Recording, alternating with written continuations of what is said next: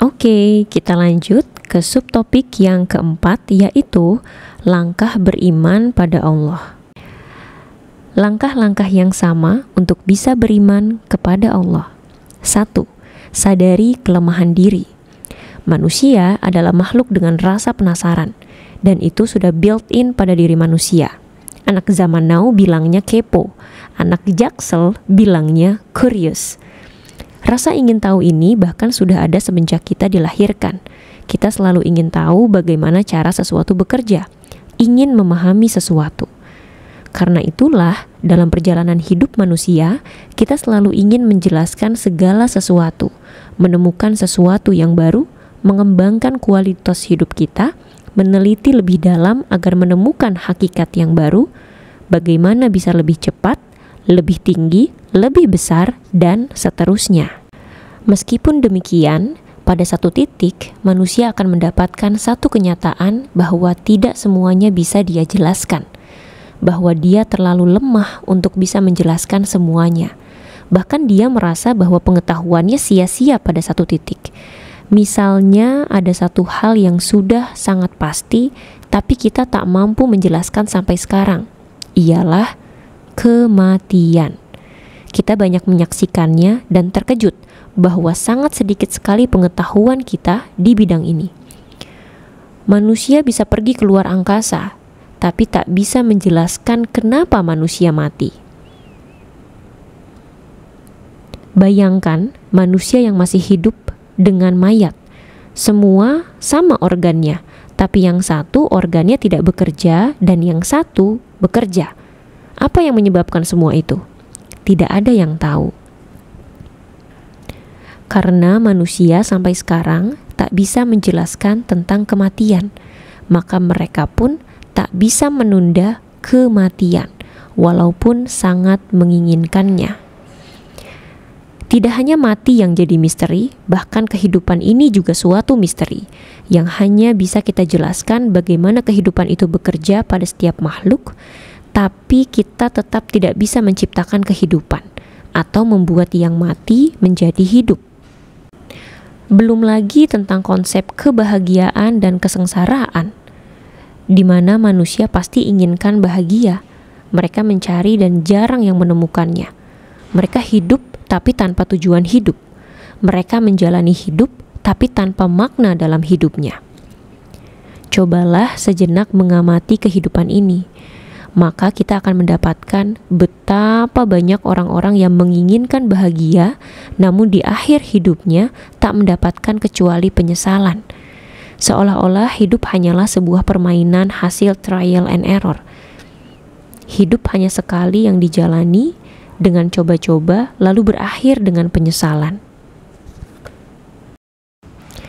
Seperti manusia yang pasti akan mengalami sakit, maka kehidupan pun pasti akan menemui problematika yang harus diselesaikan.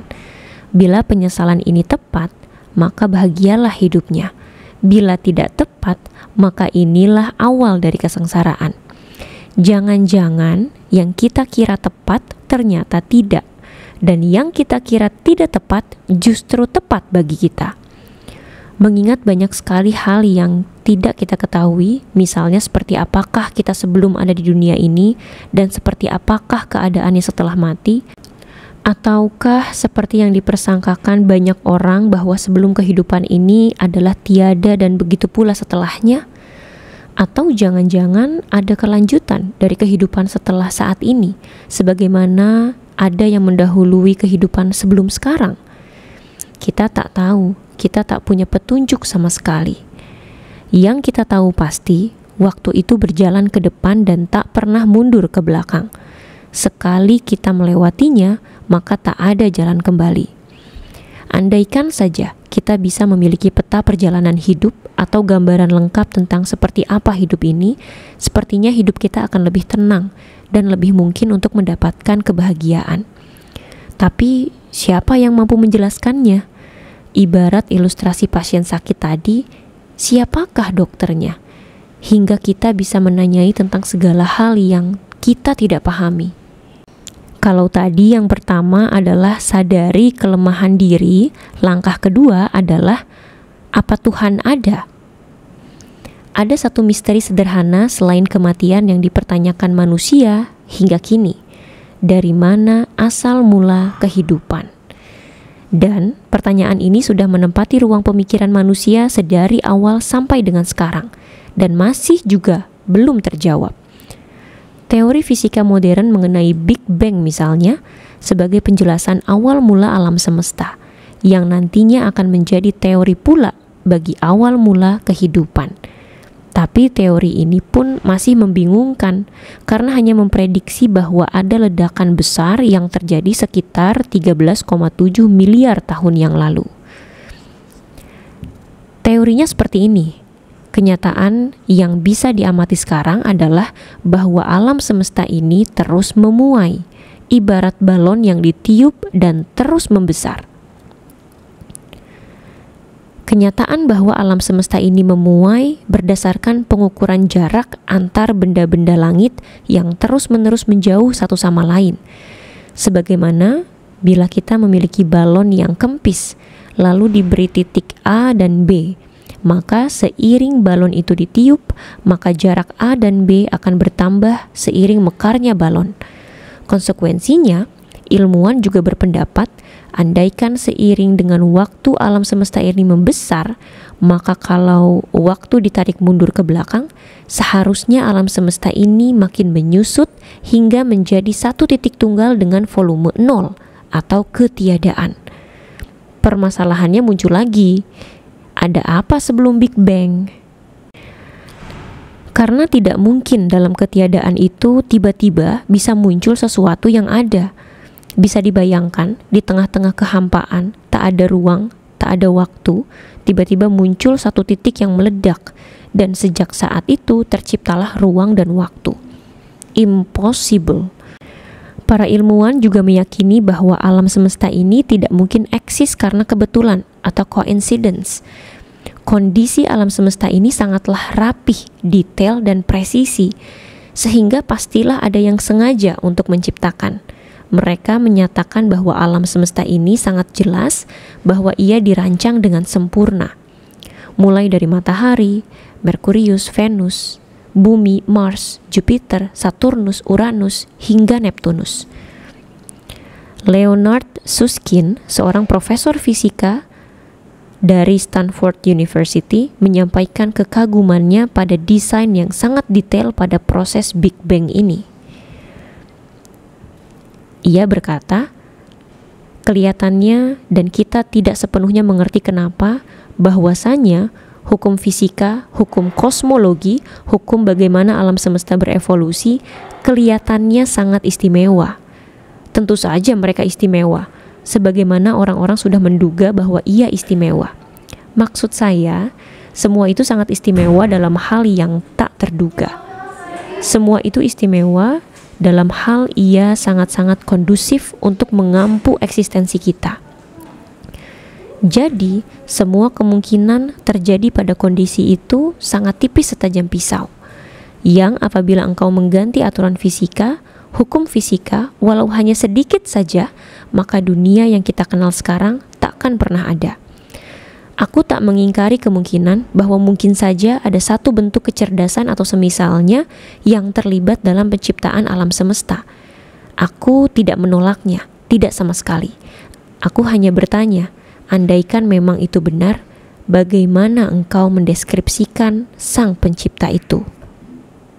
Begitu juga saat kejadiannya Big Bang atau ledakan besar. Ilmuwan berpendapat, andaikan ia meledak dengan kecepatan yang sedikit lebih tinggi atau sedikit lebih rendah, maka tidak akan ada alam semesta dan kehidupan sebagaimana yang kita ketahui saat ini. Laura Danley dari Griffith Observatory menyatakan bahwa bila kecepatan partikel saat awal ledakan berbeda 1/1018 saja, maka semua akan kacau dan kehidupan tidak akan pernah bermula. Atau bisa kita andaikan seperti ini. Kunjungilah satu pantai, lalu ambillah sebutir pasir, dan anggaplah kita bisa menandatangani pasir itu. Setelah itu kita tiup pasirnya dan kita pulang ke rumah. Tahun berikutnya kita pergi ke tempat yang sama, berdiri di tempat yang persis, lalu secara acak kita mengambil sebutir pasir lagi, dan ternyata kita mengambil sebutir pasir yang kita tanda tangani tahun lalu. Berapa kemungkinan kejadian seperti ini? Maka kemungkinan alam semesta itu tercipta secara kebetulan lebih mustahil dibandingkan peristiwa di atas terjadi. Roger Penrose, seorang fisikawan ternama, pernah menyampaikan bahwa kemungkinan alam semesta ini tercipta secara kebetulan adalah 1 di antara 10 pangkat 10 pangkat 123, yang artinya lebih dari tidak mungkin alam semesta ini tercipta secara kebetulan. Hanya ada 2 kemungkinan bagi keberadaan alam semesta, kehidupan dan kita sendiri sebagai manusia, yakni apakah semua ini adalah by design atau by chance. Dari pembahasan di atas kita bisa mendapatkan satu kesimpulan, bahwa tidak mungkin semua ini tercipta secara kebetulan. Artinya semua ini pasti ada yang mengadakan dengan perhitungan yang sangat detail, rumit, dan sempurna. Para saintis menyebutnya dengan banyak istilah. Ada yang menyebutnya satu bentuk kecerdasan, yang lain menyebutnya keberadaan agung, yang lainnya lagi menyebutnya zat di luar ruang dan waktu, atau dikenal orang awam dengan sebutan Tuhan. Artinya, keberadaan Tuhan itu sendiri adalah sebuah jawaban atas pengamatan kita, bukan suatu rekaan atau cerita yang tak berdasar. Karena bila kita menganggap bahwa segala sesuatu ini adalah karena by chance atau kebetulan, sebagaimana yang diyakini banyak orang, maka harus pula dibuktikan bagaimana semua ini bisa terjadi secara kebetulan. Memang Tuhan tidak bisa dibuktikan eksistensinya secara metode ilmiah, tapi Tuhan juga tidak bisa dibuktikan ineksistensinya melalui metode ilmiah. Artinya, metode ilmiah tidak bisa dipakai untuk membuktikan adanya atau tidak adanya Tuhan. Karena itulah metode yang dipakai untuk membuktikan adanya Tuhan bukan dengan metode ilmiah, tapi dengan metode rasional, sebagaimana yang sudah kita lakukan sebelumnya. Metode rasional, misal dengan metode ilmiah, sulit untuk membuktikan bahwa kita memiliki kakek buyut, sebab kita tidak bisa lagi mengindranya. Kita tak punya foto atau videonya atau bahkan barang peninggalannya. Tapi dengan metode rasional sangat mudah untuk menjawabnya, yakni saya pasti punya kakek buyut sebab saya ada. Begitupun juga, andaikan tidak mungkin alam semesta, manusia dan kehidupan yang kita indera ini tercipta secara kebetulan, maka pasti ada yang menciptakan.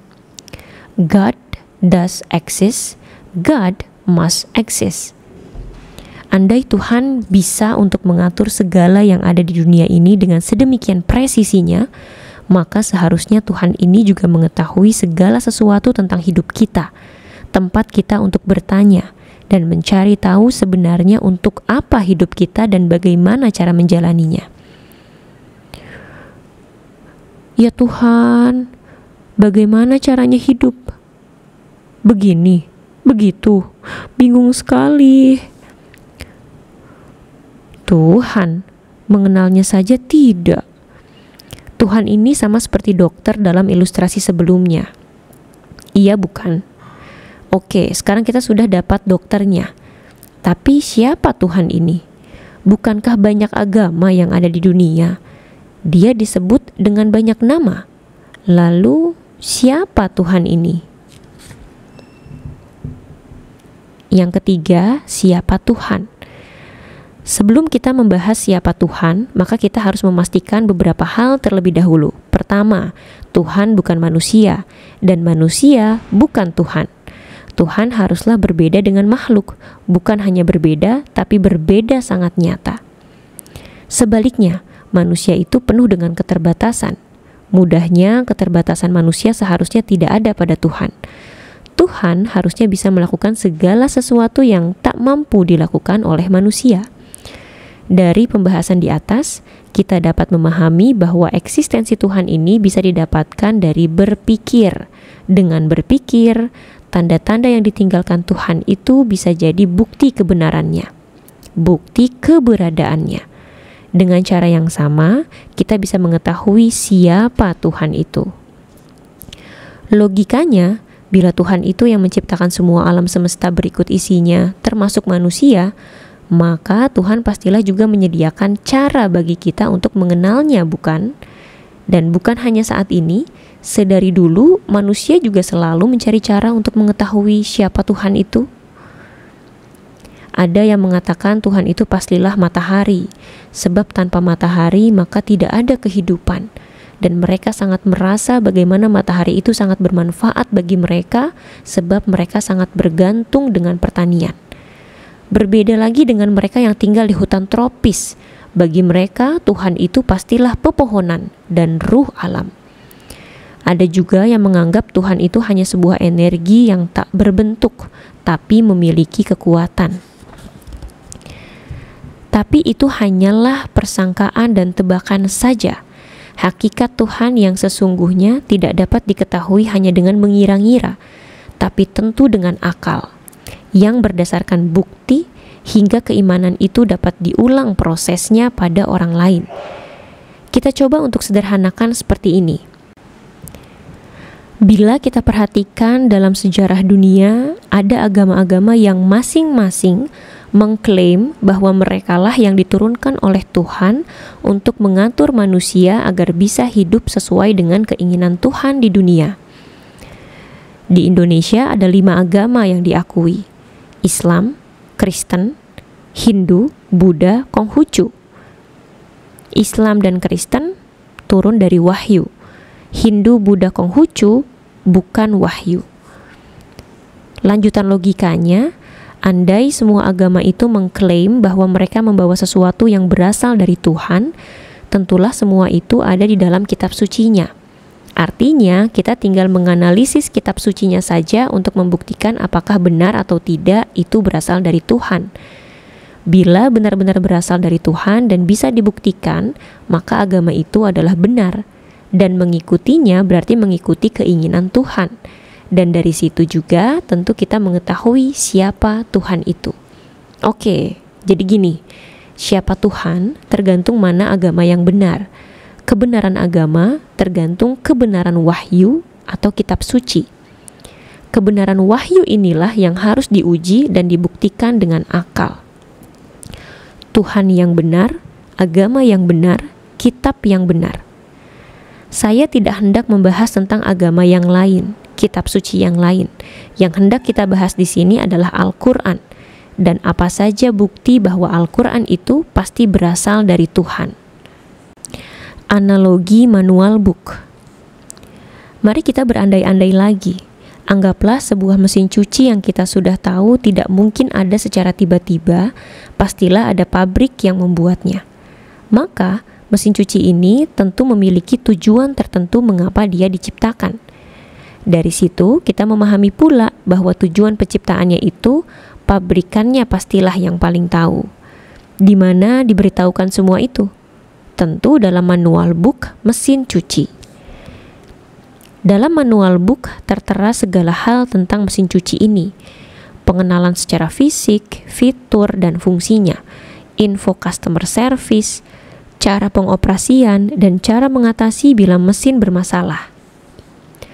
Andaikan manual book mesin cuci kita ganti dengan manual book handphone, tentu keliru. Sebab satu ciptaan tertentu punya manual tersendiri.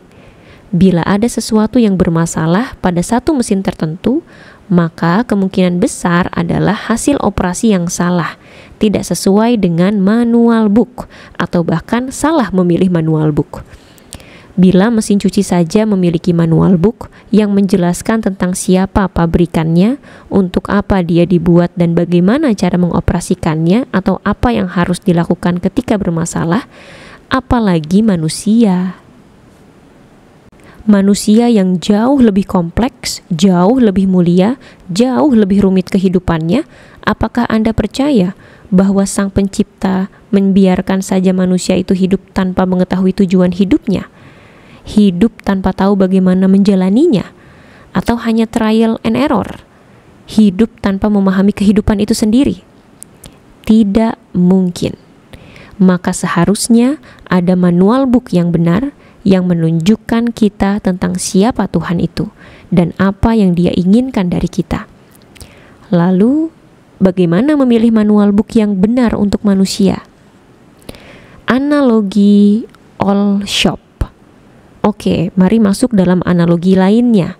Sekarang zamannya online, maka ketika kita membeli secara online, tentu kita akan melakukan verifikasi sederhana pada seller dan juga pada barang yang kita ingin beli. Langkah paling umum memastikan penjualnya direkomendasikan. Biasanya dikasih badge atau rating oleh penyedia layanan online store-nya. Tidak hanya itu, kita juga melihat review para pembelinya, lokasi sellernya, deskripsi barangnya, apakah garansi toko, garansi distributor, atau garansi resmi. Kalau bisa sampai chatting dengan sellernya untuk memastikan kualitas barang. Jika melakukan pembelian online saja kita melakukan verifikasi dulu, lalu mengapa berkaitan dengan sesuatu yang sangat penting seperti mengetahui siapa itu Tuhan, kita tidak melakukannya, lalu hanya berkata, pokoknya saya yakin, saya beriman apapun konsekuensinya. Bila dalam pembelian online yang hilang hanya uang, uang bisa dicari lagi. Tapi dalam kehidupan, yang hilang waktu dan kehidupan itu sendiri. We only live once. How come we are so ignorant? Suatu hari saya ditanya sama jamaah, Ustadz, saya punya teman, orang Nasrani. Dia sampaikan pada saya, walaupun kamu percaya sama Muhammad, kalau kamu tidak percaya dan yakin pada Yesus, kamu gak akan masuk surga. Sebab hanya Tuhan Yesus yang bisa mengampuni dosa manusia. Itu bagaimana ya Ustaz? Saya jadi khawatir. Saya yang mau menjawab lebih khawatir lagi. Waduh, jangan-jangan hampir semua dari kita beragama tapi tidak memahami logika keimanan. Bahwa segala sesuatu yang tidak lulus verifikasi pada asalnya tidak bisa dipercaya. Sebab kasus di atas sama seperti ada orang bicara, kalau kamu tidak pakai perahu, kamu tak akan pernah bisa sampai ke Istanbul. Sebab Istanbul hanya bisa dicapai melalui perahu. Itu semua hanya klaim. Dan siapapun bisa melakukan klaim. Dan klaim itu tidak punya nilai apapun sebelum ada bukti. Padahal ke Istanbul bisa pakai pesawat. Dalam kasus di atas, keduanya sama-sama tidak menggunakan logika ketika menyampaikan atau menerima sesuatu. Maka jangan pernah berhenti untuk bertanya. Never stop questioning. Kita harus terus bertanya why, kenapa? Sebab bila kita tidak meyakini sesuatu, maka sia-sia saja sesuatu itu. Baik, kembali lagi pada pembahasan kita. Siapakah Tuhan itu? Bagaimana kita bisa mengetahui dirinya dari kitab suci? Untuk tahu jawabannya, yuk lanjut dengarkan subtopik yang kelima yang berjudul Verifikasi Risalah dan Utusan Tuhan.